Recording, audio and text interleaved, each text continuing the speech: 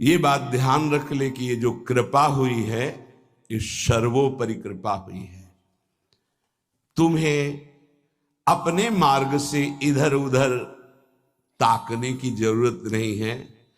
इस मार्ग में कृपा प्रधान है। हम अनाधिकारियों पर पहले ही कृपा हुई है। हमारे कोई सद्गुण, कोई निकुंज उपासना, कोई राधा प्रेम किंचित मात्र नहीं था, तब हम पे कृपा हुई है। अब तो अपने चरण शरण में, अब तो अपने घर में, अब तो अपनी प्रेम पंक्ति में हमें बैठाल दिया गया है। अब हमें चिंता नहीं करनी, अब हमें चिंतन करना है। हमारे हृदय में ये विश्वास हो जाना चाहिए कि मुझ अनाधिकारी के किसी भी साधन को देखकर नहीं घसीटा गया है। अपनी कृपा से मुझे लाडली लाल ने घसीटा है, तो अब वो मुझे इस माया के प्रवाह में बहने नहीं देंगे। पर हमको अब इस कृपा का अनादर भी नहीं करना है। कृपा का अनादर है मनमानी आचरण करना, आज्ञा के अनुसार ना चल पाना। मानो ये हमारा सबका प्रश्न है। अथ केन प्रयुक्तोयम पापम चरति पुरुषः अनिच्छन्नपि वार्ष्णेयो बलादिव नियोजितः। कल चर्चा हुई थी, जो हमारा स्वधर्म है उसका हमें पालन करना चाहिए। परधर्म भयावह, दूसरे के धर्म को स्वीकार करना मानो भय को स्वीकार करना है। किसी भी प्रलोभन से, बिल्कुल साधारण धर्म, लोकवत धर्म, असाधारण धर्म, अध्यात्म स्वरूप, भगवत प्राप्ति। साधारण धर्म में भी अपने धर्म का परिवर्तन नहीं करना चाहिए। जो हमारी भगवान ने धर्म व्यवस्था की है, जहां हमारा जन्म कर्म जो भी विधान रचा है, हम उसके अनुसार भगवत प्राप्ति करेंगे। जो वर्णाश्रम के अनुसार व्यवस्था, उसके अनुसार हम चलेंगे। ये साधारण व्याख्या है। असाधारण व्याख्या है, कल चर्चा हुई थी, हम प्रभु के अंश हैं। हमारा स्व चैतन्य घन अविनाशी निर्विकार पर शरीर, स्वधर्म भगवत प्राप्ति, परधर्म भोग प्राप्ति। योग होना स्वधर्म है और भोगी होना परधर्म है। इसी से पता चल जाएगा कि हम स्वधर्म में हैं कि परधर्म में। ध्यान दीजिएगा, भगवत योग होना स्वधर्म है और भोगों में रत रहना ये परधर्म है। निर्लिप्त रहना भोगों से स्वधर्म है, भोगों में लिप्त होना परधर्म है। सबकी सेवा करना, कुछ ना चाहना स्वधर्म है, और सबसे सुख चाहना ये परधर्म है। भगवत प्रेम होना स्वधर्म है, शरीर प्रेम, शरीर संबंधी रिश्ते नातों में प्रेम होना परधर्म है। निष्काम होना स्वधर्म है, सकाम होना परधर्म है। निर्मम होना स्वधर्म है, ममता युक्त संसार में बर्ताव करना परधर्म है। अनासक्त होना स्वधर्म है, आसक्त होकर भोगों में, शरीरों में, रुपया में, नाना प्रकार की सामग्री में परधर्म है।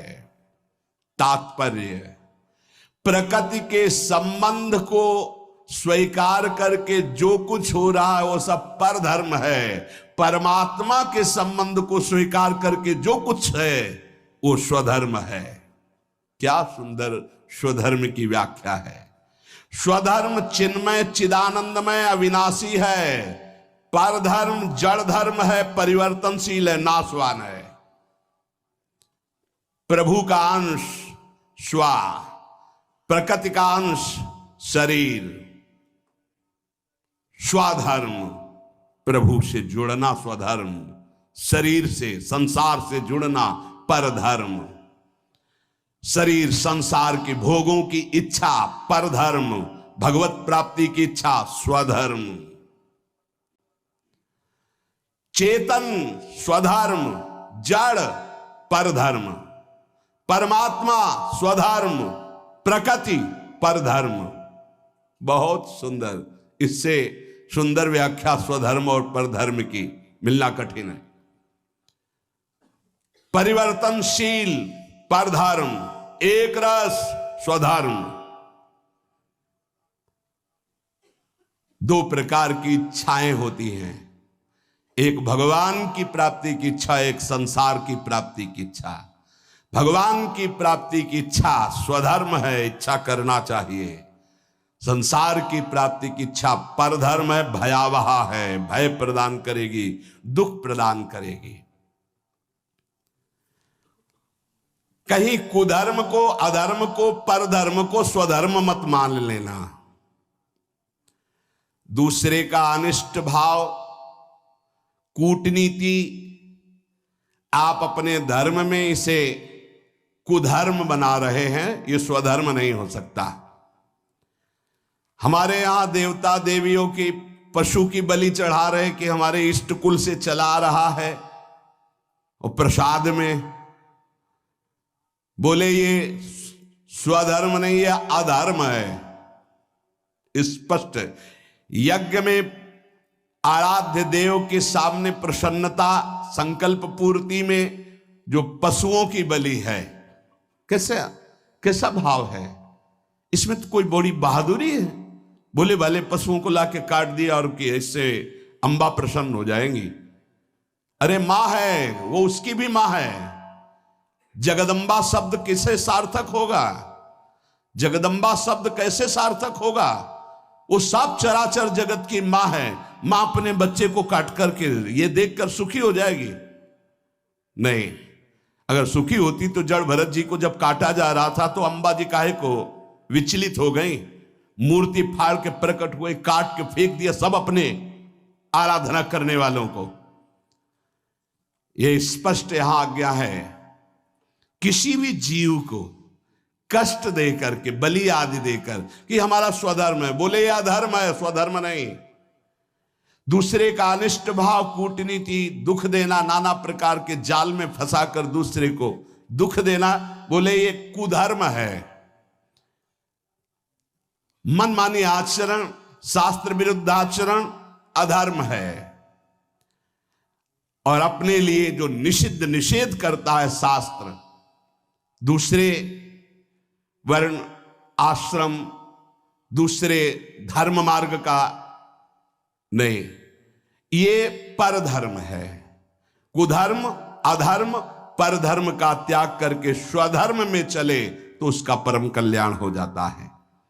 तो अर्जुन ने कहा, महाराज इच्छा नहीं है कि हम पाप करें, पर हमसे पाप हो जाता है। ये अर्जुन जी का प्रश्न नहीं, ये तो भगवान कृपा करके अर्जुन जी के हृदय से प्रश्न करवा रहे हमारे लिए। जैसे कई लोग प्रश्न करना तो नहीं चाहता पर पाप हो जाता है, पाप करते हैं, चाहते नहीं पर पुनः पता नहीं, ऐसा लगता है कि कोई हमारे ऊपर सवार हो गया और हमसे करवा लिया। अथ केन प्रयुक्तोयम पापम चरिति पुरुषः अनिच्छन्नपि वार्षणे बलादि नियोजिता। हे वार्षणे, ना चाहता हुआ ये मनुष्य जबरदस्ती जैसे कोई पाप करा लेता है। ये कौन है जो पाप आचरण करा लेता है? बहुत समझने का विषय है। जो थोड़ा विचारवान पुरुष है, पाप से डरना चाहिए, ये बहुत कष्टप्रद होता है। वो पाप नहीं करना चाहते, अनिच्छिन्न, उनकी इच्छा नहीं कि हमसे कोई ऐसा पाप बने, पर पाप कर्म कर बैठते। ये है कौन जो पाप करा देता है? इच्छा तो नहीं है ना। लोग कहते हैं मेरी इच्छा नहीं थी, फिर पाप कैसे हो गया?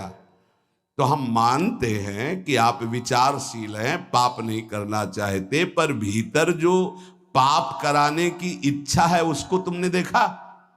क्या है पाप? भोग भोग करके सुखी होने की इच्छा।